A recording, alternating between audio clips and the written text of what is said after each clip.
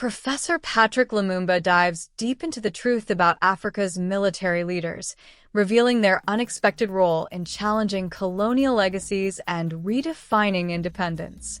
Are they power-hungry dictators, or are they spearheading revolutions for true liberation? Find out how these leaders are reshaping Africa's future in ways you never imagined. In a powerful and insightful speech, Professor Patrick Lumumba explores the ongoing revolutionary changes in the Sahel region, marking a shift in the relationship between former French colonies and their colonial legacy. He highlights how the military-led governments in countries like Mali, Burkina Faso, Niger, and Guinea are challenging French dominance by cutting political and economic ties with France. These countries are rejecting the use of the French-controlled CFA franc, reclaiming control of their resources like gold and uranium, and fostering new partnerships with countries such as Russia and China to build local capacity for resource refinement and industrialization. Lumumba emphasizes that these changes are not mere coups but revolutions aimed at achieving true independence. The leaders of these movements have declared that they are temporary custodians, working to eliminate insurgencies often linked to French influence, establish governance free from external control, and empower their people to participate in decision-making processes. A symbolic move in Mali, where French is no longer the official language, signifies a reclaiming of cultural and national identity. Tracing the roots of this struggle, Lumumba revisits the history of French colonial influence. He recalls how, during the era of Charles de Gaulle, African countries were given a choice between limited independence under French control or complete separation. Most countries chose to remain under French tutelage, resulting in decades of political and economic manipulation. However, inspired by figures like Thomas Sankara of Burkina Faso, who sought total liberation before his assassination, these nations are now reigniting the spirit of Pan-Africanism. The Sahel Revolution, according to Lumumba, is reshaping Africa's dynamics with its former colonizers. This movement, driven by young African leaders, signifies a broader struggle for sovereignty, self-reliance, and dignity. As the Sahel redefines its identity and independence, it stands as a beacon for other African nations, signaling a potential transformation of the continent's future and its global relationships. Let us know in the comment section what you think about all that was said. These are not coup d'etats. These are revolutions.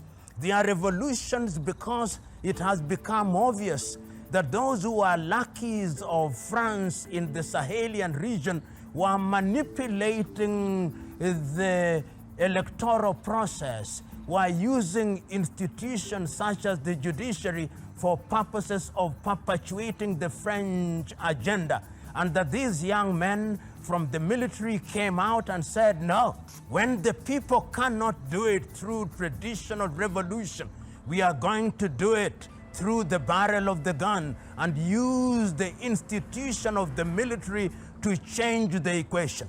And they have changed the equation. How have they changed the equation? First, they are saying we are cutting political ties with Paris. Secondly, we are cutting economic ties with Paris. We are getting out of any organization which is led by France. We are cutting off the situation that compels us to use currency that is printed in France. We are ensuring that our resources are going to be refined, and they are entering into arrangements with a number of countries, including Russia and China, to begin to build institutions and installations that are going to refine their uranium, refine their gold, so that there is value addition. What is happening in the Sahelian region is, in my submission and in the view of many independent commentators, the beginning of the total liberation not only of those countries but the former French colonies. And it is not lost on me that the leaders of those countries are sending a very clear message. They are sending the message that any institution which makes the claim that is a Pan-African institution but is being controlled from outside will be defied. I remember that day, the day after the coup d'etat in Niger, and I remember the meetings that were held in Accra, Ghana, the meetings that were held in Abuja, Nigeria, the meetings that gave a 72-hour ultimatum to Niger and said, we are going to invade you, not in so many words, but we are not going to allow you. I remember the sanctions that were imposed upon Niger, and I remember all the three leaders, Traoré in Burkina, and I remember the new leaders in Niger. I remember the leaders in Mali saying, we are now entering into a military pact. You attack Niger, you have attacked Mali, you attack Burkina, you have attacked Mali, and you have attacked Niger, and of course, even Doumbouya in Guinea-Conakry said, we will join you. That is a new face.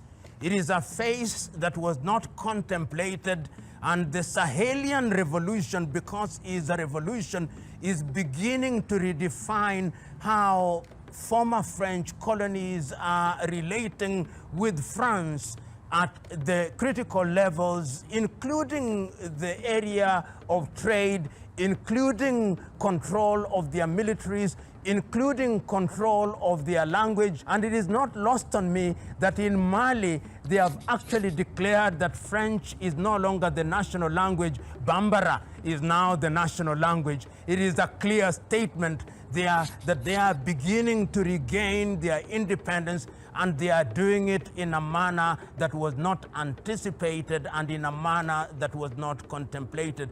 It begs the question, will the men in uniform continue to be in power until kingdom come? No.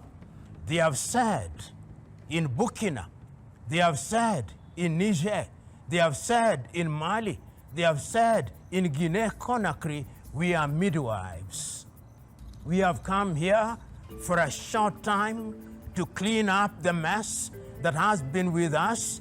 We have come here to clean up the mess that the French have always created. We have come here to ensure that the insurgency, which is sponsored by the French in Burkina Faso, which is sponsored by them in Mali, which is sponsored by them in Niger, which is sponsored by them in Guinea-Conakry, that this insurgency will eliminate it and will introduce a new system of governance which will allow the peoples of our country to participate in their governance without being controlled from Paris.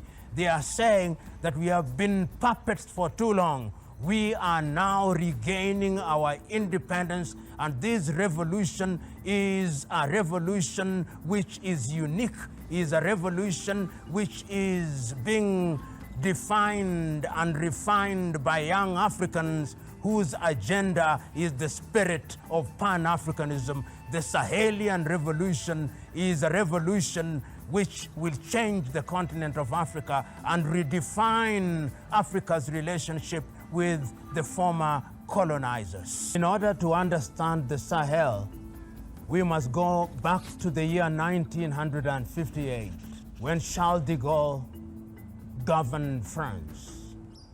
And when Charles de Gaulle and his administration took the decision that their former colonies would be granted independence, and asked that they vote no or yes. Yes, to mean that you would regain something called independence, but you would remain under France. No, to mean that the French would run away. Only two countries voted no: Algeria under Ahmed Ben Bella and Guinea under Ahmed Sékou Touré.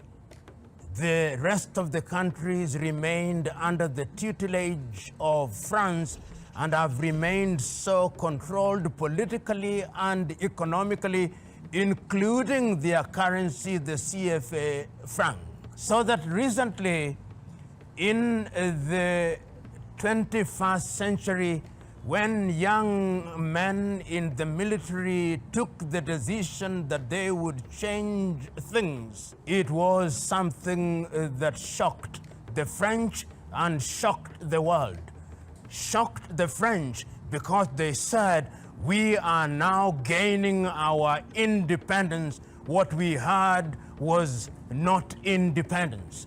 And I listened so very keenly to Doumbouya in Guinea-Conakry. I listened very keenly to Aïta in Niger. I listened very keenly to Traoré in Burkina Faso, and their message was clear. There are those who said within ECOWAS that Mali must not, when we talked about Mali at that time, they said Mali must be expelled from ECOWAS.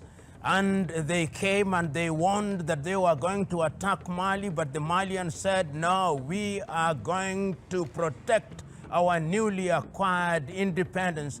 The same message came from Guinea, the same message came from Niger, the same message came from Burkina Faso, and there is now unanimity within the Sahel that the time is now to redefine their relationship with France particularly. Let us understand why that redefinition of relationship is important. That wraps up the video for today, guys. We hope you enjoyed it.